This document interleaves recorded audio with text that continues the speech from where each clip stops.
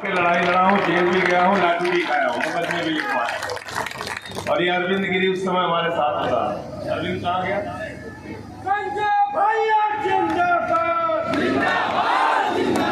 और नेताजी अब इस दुनिया में नहीं है, लेकिन जब आंदोलन होता था तो वो हिसाब लेते थे, यूजन सभा वाले कितने लाठी खाए, लोहिया वाले कितने खाए, मुलायम सिंह यूथ ब्रिगेड वाले कितने खाए, समाजवादी पार्टी के जिला अध्यक्ष ने क्या किया, विधानसभा के अध्यक्ष ने क्या किया, कहां रास्ता रोका गया, कहां आंदोलन किया गया। हम लोग आंदोलन के कोख से पैदा हुए हैं, किसी मोदी और किसी सरकार की तानाशाही से डरते नहीं है। मुझे 6 महीने तक जेल में रखा मोदी जी की सरकार ने, और गुनाह सिर्फ एक था कि इनसे आंख से आंख में मिला के बात करता था। और मैंने संसद के अंदर नारा लगाया था, मोदी अडानी भाई भाई, देश बेच के खाई मलाई।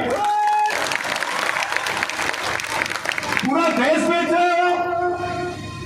अभी रोजगार का जिक्र कर रहे थे राजीव राज जी, कहां रोजगार बचा आपका? प्रधानमंत्री जी ने आपको गारंटी दी थी 2 करोड़ नौकरी हर साल देंगे नौजवानों, हमको वोट दे दो। 20 करोड़ नौकरी मिलनी थी 10 साल में, 80 करोड़ लोगों को 5 किलो राशन की लाइन में खड़ा कर दिया। कोयला अपने दोस्त को दिया, गैस अपने दोस्त को दिया, बिजली अपने दोस्त को दिया, पानी अपने दोस्त को दिया, सड़क अपने दोस्त को दिया, आकाश अपने दोस्त को दिया, एयरपोर्ट अपने दोस्त को दिया, पोर्ट अपने दोस्त को दिया। 2.5 लाख करोड़ का कर्जा अडानी को दिया। पहले रेल में चाय बेचते थे, अब रेल बेच रहे हैं। और हमसे क्या कह रहे हैं?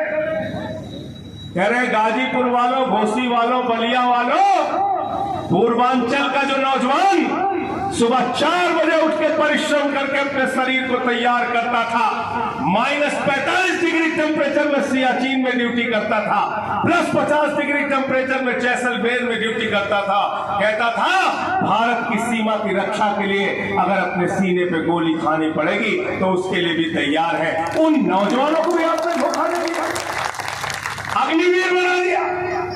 कह रहे 4 साल की नौकरी, 17 साल में हमारा जवान सेना में भर्ती होगा, 21 साल में वो रिटायर हो जाएगा। अरे प्रधानमंत्री जी, जब हमारे घर का बेटा 21 साल में रिटायर हो जाएगा तो 73 साल की उम्र में तुमको भी रिटायर कर देंगे, तुमको तीसरी बार मौका नहीं देंगे। बताओ मिलना चाहिए कि नहीं मिलना चाहिए मोदी को मौका? मोदी को मौका मिलना चाहिए कि नहीं मिलना चाहिए? नहीं मिलना चाहिए। और ये आपको तय करना है। मोदी को रिटायर करो देना, आप लोग पीछे तक हाथ उठा दे, बताओ रिटायर कर देना।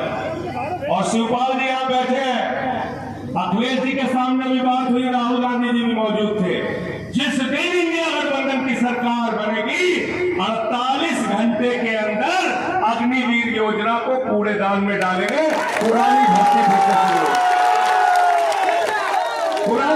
फिर से शुरू होगी। जैसे सेना में पहले भर्ती होती थी, वैसे ही भर्ती होगी सेना के अंदर। भारत के रक्षा मंत्री भी रहे मुलायम सिंह यादव जी, आप सब लोग जानते हैं, हमेशा सेना के गौरव को बढ़ाने का काम किया।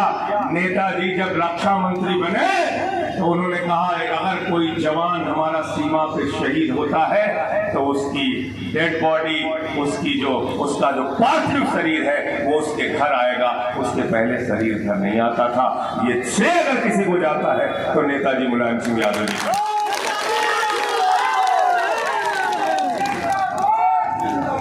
मैं हाथ जोड़कर आपसे प्रार्थना करने के लिए आया हूं। मुझे कल से पंजाब में लगा, इसके पहले महाराष्ट्र गया और दूसरे राज्यों में गया, दिल्ली में लगा रहा। राजीव भाई से हमारा भाइयों जैसा संबंध है, राजनीति का संबंध पीछे। और मैं इसलिए कल से इनको खुद से फोन किया, मैंने कहा मैं आपकी सभा में आना चाहता हूं। हाथ जोड़कर विनती और प्रार्थना करने इसलिए आया हूं कि साथियों और दोस्तों, ये इस देश का अंतिम चुनाव है। अगर गलती से नरेंद्र मोदी चुनाव जीत गए तो इसके बाद इस देश के अंदर चुनाव नहीं होगा। याद रखना, पुतिन और किम जोंग का मॉडल इस देश के अंदर लागू होगा। ये चुनाव बाबा साहब डॉक्टर भीमराव अंबेडकर जी के संविधान को बचाने का चुनाव है। ये चुनाव दलितों को, पिछड़ों को, आदिवासियों को मिलने वाले आरक्षण को बचाने का चुनाव है। ये चुनाव भारत के अंदर चुनाव और अपने वोट की ताकत को बचाने का चुनाव है। इस बार अपना वोट बचाने के लिए वोट देना, ये कहने के लिए आया हूं। आपने देखा सूरत के अंदर बगैर चुनाव के बीजेपी का कैंडिडेट जीत गया। इंदौर के अंदर कांग्रेस के कैंडिडेट का अपहरण कर लिया गया। अरुणाचल प्रदेश में 10 विधायक भारतीय जनता पार्टी के बिना चुनाव के जीत गए। चंडीगढ़ में जीता था मेयर इंडिया गठबंधन का, जिता दिया बीजेपी वालों का। मैं तो कहता हूं, मैंने सोना चोर सुना था, कार चोर सुना था, बाइक चोर सुना था। नरेंद्र मोदी और उनका गैंग पार्टी चोर है, पार्टी चोर, पार्टी चुरा लेते। उद्धव ठाकरे की तीर कमान चुरा ली, शरद पवार की घड़ी चुरा दी। आए थे दिल्ली में हमारी झाड़ू चुराने, हमारे लोगों ने मार झाड़ू मार झाड़ू मार झाड़ू उनको वापस कर दिया। हमारे पार्टी के सबसे बड़े नेता हमारे मुखिया अरविंद केजरीवाल को जेल में डाल दिया। 23 दिन तक उनको इंसुलिन नहीं दी। क्या गुनाह अरविंद केजरीवाल का? यह कि दिल्ली के लोगों के लिए शिक्षा का इंतजाम कर दे, यह कि बिजली और पानी फ्री दे दे, यह कि बुजुर्गों को तीर्थ यात्रा कराते, यह कि माताओं बहनों के लिए बस की फ्री यात्रा करते, ये अरविंद केजरीवाल का गुनाह है। उनको आपने पकड़ के जेल में डाल दिया। अखिलेश यादव को आप सीबीआई का नोटिस डालते हैं, मनीष सिसोदिया को जेल में डाल दिया, सत्येंद्र जैन को जेल में डाल दिया, संजय सिंह को पकड़ के 6 महीने जेल में डाल दिया, तेजस्वी यादव को नोटिस, लालू यादव को नोटिस, वेस्ट बंगाल के सारे मंत्रियों को नोटिस, ममता बनर्जी के भतीजे को नोटिस, संजय रावत को जेल, सबको पकड़ पकड़ के जेल में डाल रहे हो। राजीव राय के घर पे इनकम टैक्स का छापा मारा, ईडी का छापा मारा। इनसे सवाल पूछते थे कि अपनी पत्नी को 2000 रुपए क्यों दिए? अरे जिसके पत्नी होगी वही 2000 रुपए अपनी पत्नी को देगा। भाई मोदी जी, आपको पत्नी का सम्मान नहीं पता? माफ कीजिएगा मुझे, आपको नहीं पता पत्नी का सम्मान, आपको नहीं पता पति और पत्नी के रिश्तों के बारे में। आप तो ऐसी ऐसी भाषा का इस्तेमाल कर रहे हैं। हर चरण के बाद भारतीय जनता पार्टी का वोट गिर रहा है और हर चरण के बाद प्रधानमंत्री की भाषा गिर रही है, लगातार गिरती जा रही है। क्या बोला बिहार में? हमारे बिहार की महिलाओं का अपमान किया प्रधानमंत्री जी ने। कल उन्होंने एक भाषण दिया, कहते हैं लालटेन लेकर मुजरा करने वाली जमात। ये भारत का प्रधानमंत्री बोल रहा है साथियों, दोस्तों, लालटेन लेकर मुजरा करने वाली जमात। अरे आरजेडी के अंदर जो हमारी महिला कार्यकर्ता है वो लालटेन लेके चलती है, अपने पार्टी का सिंबल स्वाभिमान और सम्मान के लेके चलती है। उनको मुजरा करने वाली अगर तुम कह रहे हो प्रधानमंत्री जी, तो मैं कहना चाहता हूं आपकी हिम्मत नहीं होनी चाहिए बिहार की महिलाओं का अपमान करने का।